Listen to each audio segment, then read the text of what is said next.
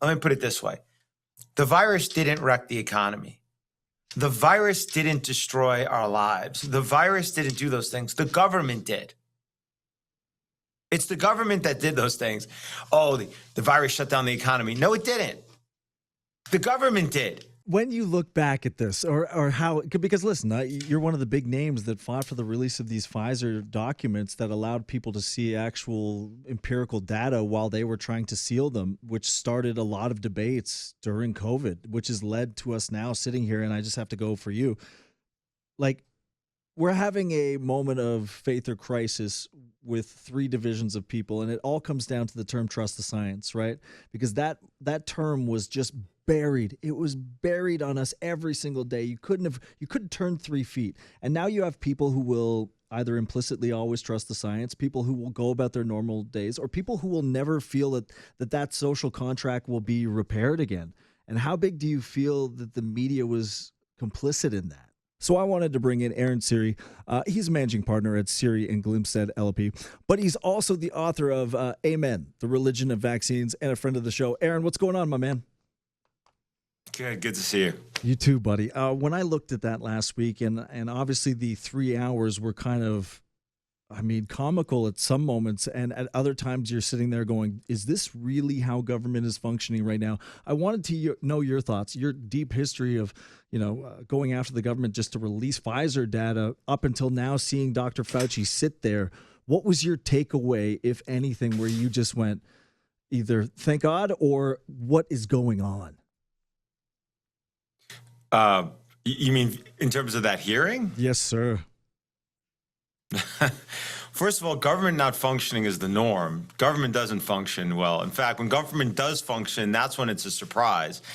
And the only reason people think government is really there for you and functions well is because there's a veneer, right, that people see, but they don't really see behind the curtain. And what you saw at that hearing was a peek behind the curtain, right? Where there's just some members of the legislature just not letting it go. And they just keep going at it until they finally get the answer of what was behind the 6 feet rule that upended almost everybody's life. What was behind it? What was it, Brad? Nothing.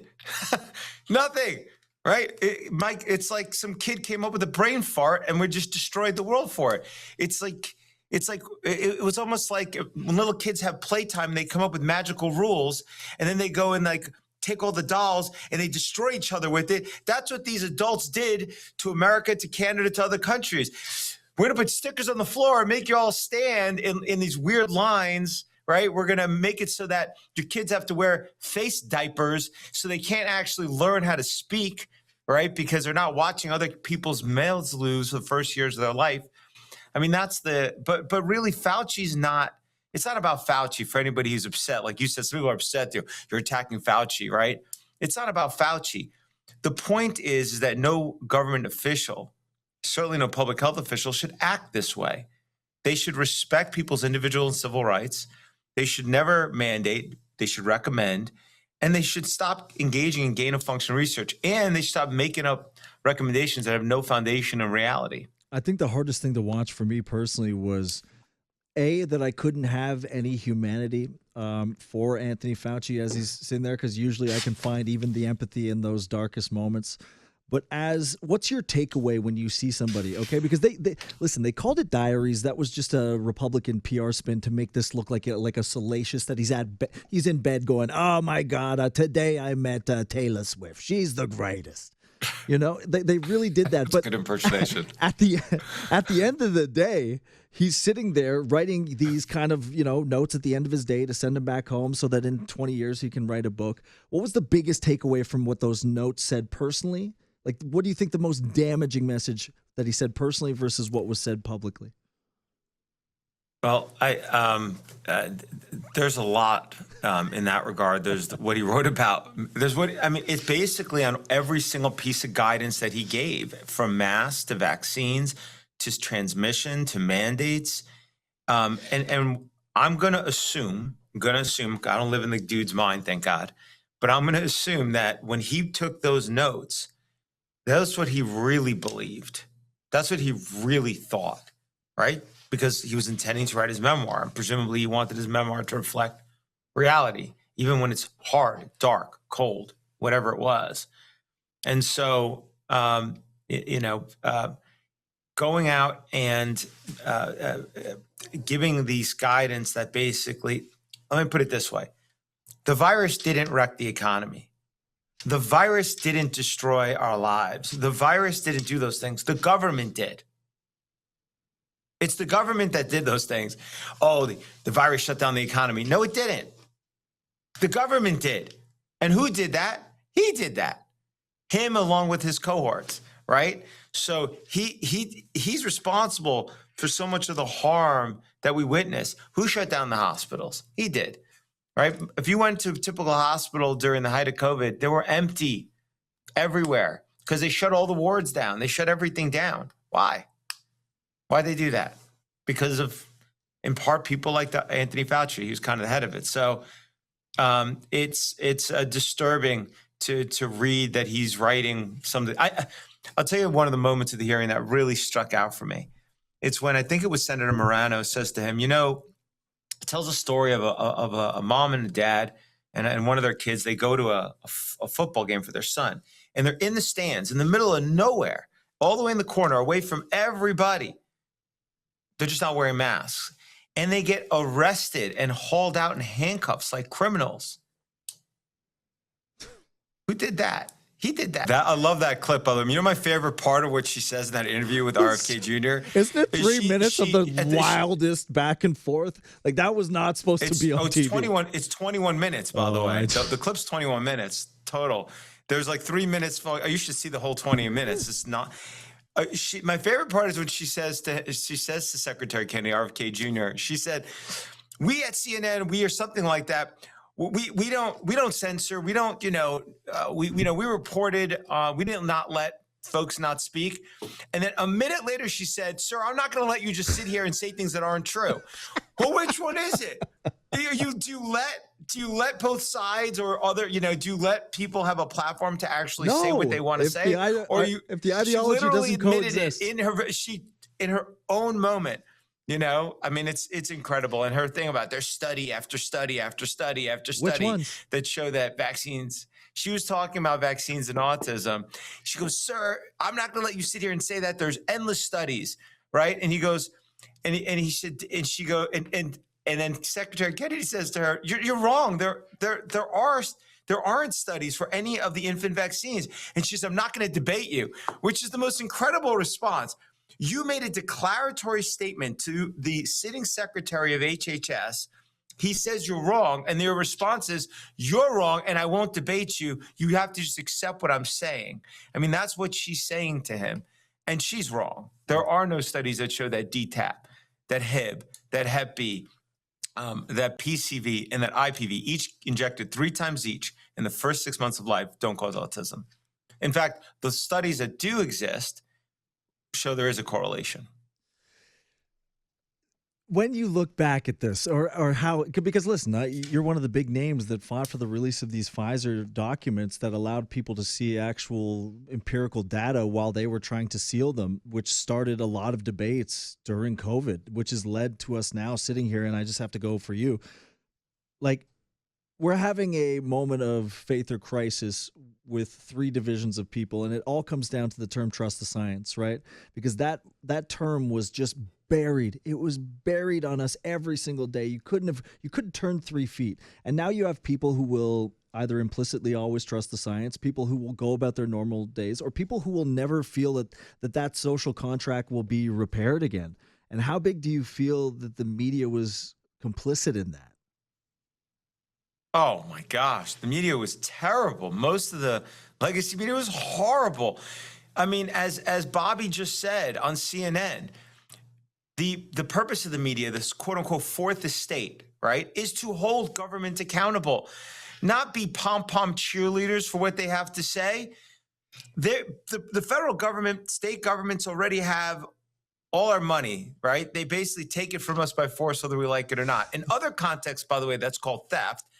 In this context, it's called taxes, right? And then what they do is they have the bully pulpit to spread all the messaging and do it, an incredible amount of power. Who's going to hold them accountable? Who's going to hold them in check? right? Really, the media should be there to do that, to give them real pushback. Whoever's in power, they should be giving Bobby pushback. They should, Of and they should course. giving Trump pushback. They should also give Biden pushback, and they should be giving pushback to everybody. But they don't uniformly do that. And the worst part is that when crises happen, that's especially when there should be pushback, because crises always are when your rights come under tension, under pressure to be taken by the government.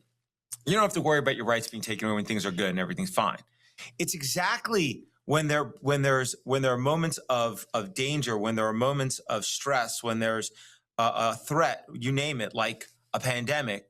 That's when whether or not you have rights comes under the real test. Will those lines be crossed or not? And when they are crossed, you need the media there to say, hey, that's wrong, what you're doing. Instead, they did the opposite. There was no skepticism. They repeated everything that was said by the government, and they even berated and poo-pooed people if they didn't toe the government line. It's it's what you think of the Soviet Union, really, when you think about how the media works there. Oh, I asked somebody else, and you, on a legal perspective, you'll know this better, because I don't think it's a conspiracy to say that when you look at the systems in place, let's just take the Fauci diaries, journals, whatever you want to call them. If you are going to correlate what somebody was sending themselves in those moments to thoughts that they were having, and then literally day of or day after, messaging being completely different, and they've cited about 9 or 10 specific times. And one was with the mortality rate of the disease itself. When he wrote down literally day of, it's a bad flu, 0.2% mortality rate. And then he went out the next day or 3 days later, literally bumped it up to 2 to 3% mortality rate. If you're going to take that as there being a correlation between what one said and what one said to the public, can you ever go and say that there's going to be no accountability from this? I don't see Anthony Fauci getting put into the gallows.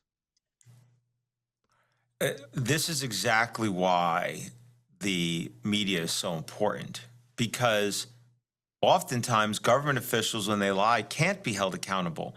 Not in the court of law, not in the sense like you're talking about the gallows, which is not what we want. No, God, it's not kind of, no, God, no. We don't want to be a banana republic. Absolutely. I would never suggest that. It was just the term that came to my head. But no, I know. But though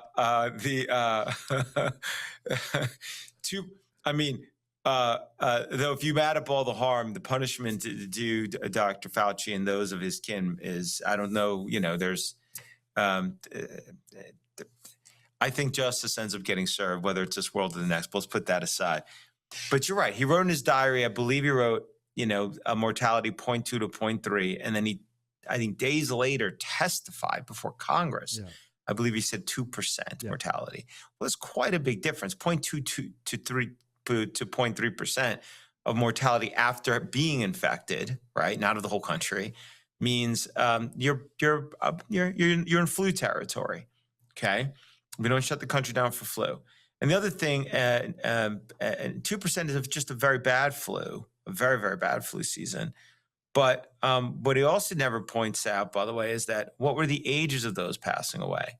When you look at the age spread of those that did die, they very closely tracked basically the average age that people were dying as it was, meaning those who were passing away were typically already close to the end of their life. That's not a good thing either, but it's not in terms of life years lost. It was also we're in a in a kind of typical flu season, if those were the numbers. With that said,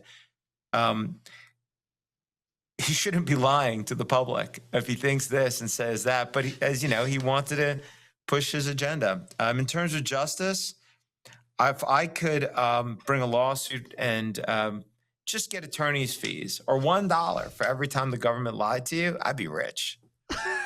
I'd be very rich. Well, so what does that do, though? I mean, because a lot of people, I said this last week, I got a little bit ridiculed, but I think 80% of people, they don't essentially trust the government, but they want to walk around in a society where they don't have to think about trust.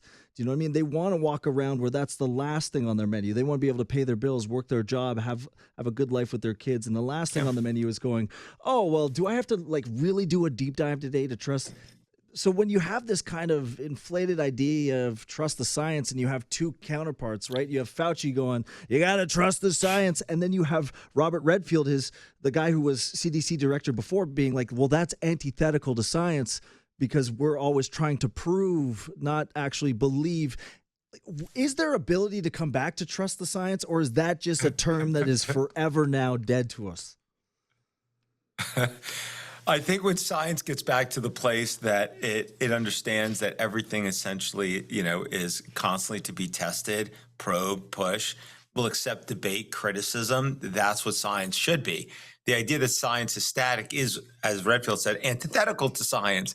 The whole point is to question it. The whole point is to test it. That is the point of science. So yeah, in terms of being able to quote unquote trust the science, that's not a notion that should be part of science ever, right? To say you should trust the science is really about trusting the methodology, not the outcome per se. It's about the methodology. So yeah, I will trust the science when it is actually operating as science should. You are going to be skeptical. You're going to test. You're going to probe. You're never going to be satisfied that you've gotten to the absolute truth because you're always going to be testing it. Were Newtonian's law right? Seemed that way. Well, then we came back to relativity. That seemed good. Well, now we've got, then there's quantum mechanics. Oh, shoot, that doesn't really work well with, so how do we now, okay, now string theory, does that resolve it? Oh, no, that doesn't work, right? So we're trying to there we go. Trust the science. We figured it out. This is it. This is the be all and end all. No. So when I trust, I am more likely to trust that a scientist is a scientist that is operating under the general principles of science and who understands this notion. Okay. In many ways, you have to operate in the best available evidence, right? To just get through life. Right. A scientist who says, based on the best available evidence, here's my objective opinion where we are right now, not as to this is what it is more likely to get back to a place of trust with the public, right? When science starts operating that way, not when it operates in the place of it is 6 feet, and if you think otherwise, you're anti-science, you're a quack, you're a murderer, you're a killer, go down the pejoratives that they went through, right? That is where they've lost trust. And I think part of that problem is that we need to get government out of science.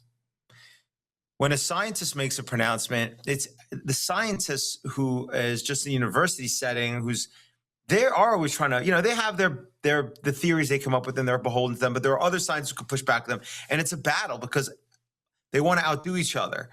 But when the government, when the central authority, the federal government, Canada, US, others, takes a position and says, this is the facts, this is the science, who's going to push back on them? Who's going to do that? The media? No. Who's going to do that? And so that they have to then push back on themselves and admit they're wrong. That's entirely difficult. You are 6 years later seeing the reverberations of a staunch few in the federal legislative branch of the United States who are in Congress who have not let this go. And it's very few of them. Okay. And they're trying to get some accountability, even with Trump in office, even with Secretary Kent as the secretary. Look how hard that is to even today get the recognition that the government made serious mistakes back then. That's why if you want to get trust back to science, you need to decouple quote unquote science from government. Government has a place, science has a place, but they don't have a place together. It's got to be secular, in my view. And it's got to be separated. Otherwise, you end up, I think, with a lot of what you saw. You get policies, and then the government sticks to their policies no matter what. Here, we mentioned something earlier that's going to make people flip out who are watching your show, right? I said there are no studies that support that the vaccines given the first 6 months of life don't cause autism, right? It's just a factual statement, by the way. It's a factual statement. I bring me the study. I've argued with, I litigate this stuff. There are none that support that claim. Okay. It's just a fact.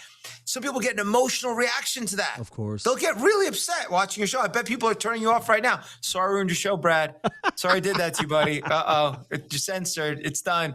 Call it again. Your producer's getting upset right now. But But the reality is that shouldn't make anybody mad, because it should be like, okay, is what this lawyer, I mean, he's a lawyer, of course he's lying. What does this lawyer write? And we should be able to just test that in the literature. Yeah. We can go to PubMed and see if we could find any such study. And I can tell you they don't exist. Yeah. In fact, there was one study for hepatitis B vaccine on vaccines and autism by Gallagher and Goodman at the University of Stony Brook. And because that found that infants that got Hep B during the first month of life had 3 times the rate of autism than those that don't. But because I kept using their study over the last 10 years, it is now 15 years later been now retracted. But it was the only one. It was the only one. Yeah, okay. There was only one for DTaP. Anyways, that's my point. It's because government got involved in this question of vaccines and autism. The federal government in the US would have had to pay billions, trillions potentially in claims in the vaccine court, where parents were bringing claims against the federal government for vaccines causing autism, and the Department of Justice had to defend it. And they went out and they made sure that there were the studies, which they only did MMR vaccine. That's the problem. Anyways, that's a prime example of government getting involved in what should be a purely scientific, unemotional, detached question, vaccines and autism. And by doing that, they've created the hoopla around this that should be scientific. Instead, it's become policy. It's become all the other things. That was a long way of answering questions. No, it was a great way of ending the segment. I appreciate you, Aaron, all the time. Thank you, brother. Thank you. That is Aaron Siri, managing partner at Siri in Glimstead, but also the author of Amen, The Religion of Vaccines. We'll be back after.